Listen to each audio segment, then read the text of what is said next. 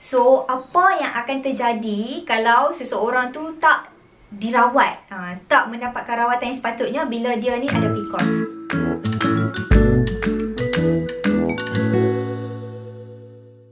Pertama sekali kan kita nak cerita pasal insulin tadi kan. So, bila pesakit PCOS tak mendapat rawatan yang sebetulnya, maka dia akan boleh terkena kencing manis yang berlarutan lah.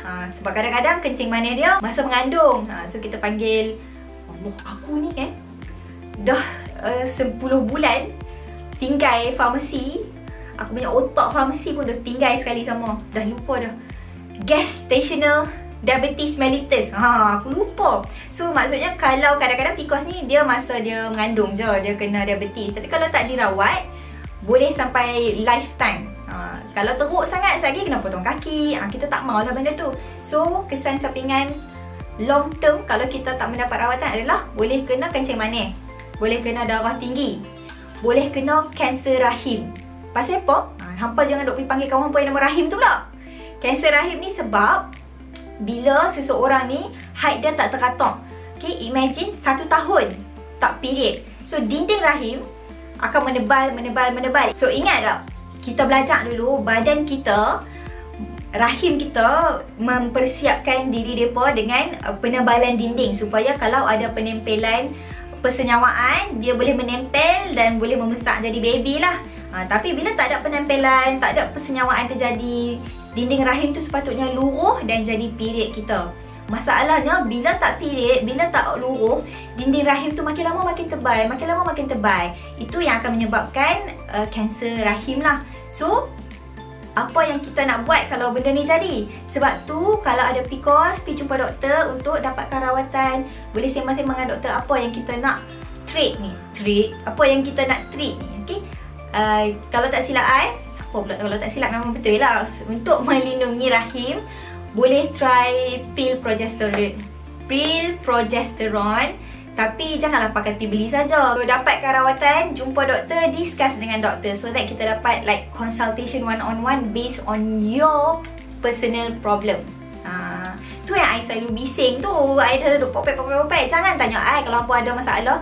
Jangan duduk PDM orang pakai tanya. Sebab memang kadang-kadang I dapat x-ray lah tanya apa masalah dia. Duk pergi habak simptom dia, tanya kita masalah. Kita tak boleh nak decide ataupun tak boleh nak advise online. Kena pergi jumpa doktor, face to face consultation, buat test-test yang sepatutnya, baru kita boleh detect apa masalah apa yang kita nak buat untuk merawat masalah Okay? So jumpa doktor. Okay. Next, yang keempat, kalau tak dirawat PCOS ni, nanti seseorang tu dia boleh jadi kemurungan, dia boleh jadi depressed, dia boleh jadi moody. Pasal apa? Alah, perempuan ni bila period tak datang, hormon tak stabil, itu yang kulit jadi berminyak, jerawat naik. Lepas tu kita ni duk fikir pula muka aku makin lama makin huduh macam mana ni. Aku ni dah kahwin tapi tak boleh mengandung lagi. Pasal PCOS ni macam mana, stres. Orang duk tanya dah bila nak beranak. Kahwin dah lama. Macam aku sekarang lah, orang duk tanya pakat-pakat duk tanya lah bila nak beranak, bila nak mengandung, dah mengandung ke. Kadang-kadang kita post gambar kan, perut buncit ternampak pula orang ingat kita mengandung 4 bulan. Ya Allah, sakit hati aku. Dok, kalau kita mengandung kita habaq. Kalau kita tak mengandung kita diam. Kalau nampak perut terbulat tu, buncit, bukan mengandung. So sabar, okay? Jangan tanya-tanya soalan macam tu. Especially contohnya macam kalau I tak ada. So far Alhamdulillah belum ataupun tak ada lagi penyakit-penyakit yang menjejaskan suburan. So maybe I tak terpaksa lah. Maybe orang bila orang tanya I macam tak apa, tak ada rezeki lagi, relax lu, kita muda lagi, relax lu. Tapi imagine kalau I ada PCOS ataupun I ada penyakit-penyakit yang menjejaskan kesuburan, bila orang duk tanya banyak kali, kita pun sedih lah. Awak apa ingat aku ni kahwin, aku tak mau beranak. Aku pun nak beranak, masalahnya tak ada rezeki lagi. So kita pun sedih. So jangan tanya orang soalan-soalan sensitif tu, simpan ke hampa. Okay? Alright. Okay, so apa cara-cara ataupun rawatan yang terbaik sekali untuk PCOS ni?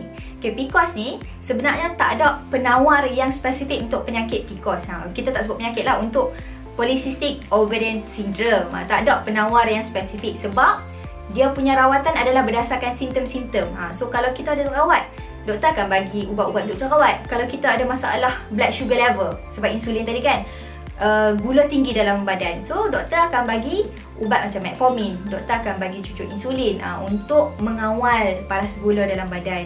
So kalau depressed, maybe doktor akan bagi psikologi, counselling psikologi. Doktor akan bagi counselling, refer to psychiatric. Tengoklah bergantung kepada tahap teruknya atau kroniknya simptom tu. Okay?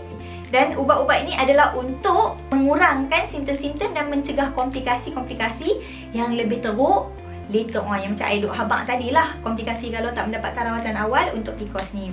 So yang terbaik sekali adalah lifestyle intervention. Maksudnya jaga makan, kurangkan makanan berminyak, banyakkan minum air, banyak makan makanan berkhasiat, makan sayur, makan buah. Okay? Buat suku-suku separuh makan. Apa suku-suku separuh tu? Dalam satu pinggan tu, suku nasi, karbohidrat, suku protein, ayam, daging, ikan, dan separuh buah-buahan dan sayur-sayuran untuk serat-serat semua tu lah. Okay, itu adalah konsep suku-suku separuh. Makan makanan berkhasiat. And then, please exercise at least 3 kali seminggu dan setiap sesi tu 30 minit. Berjalan ke, berlari ke, atas treadmill ke, okay? Kalau boleh, buat betul-betul supaya kita boleh kurangkan berat badan lah. Sebab antara simptom-simptomnya kan overweight, BMI tak betul, jadi obese. So kita tak mau. The best way untuk treat PCOS is lifestyle intervention, dan di samping kita jumpa doktor lah untuk mengurangkan simptom-simptom yang tak dapat dikawal dengan lifestyle intervention tadi. Penat aku beletak. So I harap apa yang I share ni memberikan manfaat dan it won't be too confusing for you. Sebab I rasa macam aku ni dah bagi lecture dah. Aku bukan ada PhD pun. I rasa macam I duk beletak-beletak benda-benda yang macam fakta pam. Sekali I termelalu, I tak perasan. Kadang-kadang kita silap cakap, kita tak perasan tau. So kalau I ada silap, tolong betulkan kat bawah tu. Ataupun ada siapa-siapa nak tambah, ataupun siapa-siapa yang ada experience sebagai bekas pesakit ataupun masih pesakit PCOS, boleh share. Okay, so I nak cerita ni sikit. Okay, dah habis dah bab PCOS. Letak buku kat tepi. Terjatuh lah. Okay, alah, makin huduh lah muka aku ni. Gelap matahari makin lama makin tak ada. Muka I dah nampak hitam dah. Anyway, I just nak cerita lah. Ada lah senior pharmacist kan. Yalah, I ni master pun tak ada, PhD apatah lagi. So I dapat tahu lah macam ada yang kata Siti Hawa tu, dia cakap apa tu, dia tahu ke apa yang dia cakap tu kan. So kita ni segan lah, sebab kita ni bukannya cerdik sangat, bukannya pandai sangat, tapi apa yang kita tahu kita share. Macam apa yang I tahu I share, and I guna platform yang I ada ni, Instagram, Facebook, YouTube, untuk menyampaikan sedikit ilmu yang kita ada. Sebab I bukan bagi ceramah dekat pakar-pakar perubatan, I bukan bagi ceramah dekat pharmacist. I duk share dengan orang awam, orang yang maybe ada zero knowledge pasal benda ni, orang yang maybe tak tahu. So I rasa macam this is good enough lah. Kalau I nak kena bagi CME, I nak kena bagi talk untuk health professional, then I rasa memang I tak layak lah. Sebab kita tak ada qualification, kita pun tak ada lah pergi buat research ke, publish paper ke, tak lah. So ini adalah benefit pula. Ini adalah contribution yang I boleh bagi untuk orang awam. Walaupun video I membosankan tapi I harap it is beneficial lah untuk orang yang nak tahu apa benda tu. Okay, so itulah. Thank you guys for watching. I'll see you guys next time. Wassalamualaikum warahmatullahi wabarakatuh. Bye.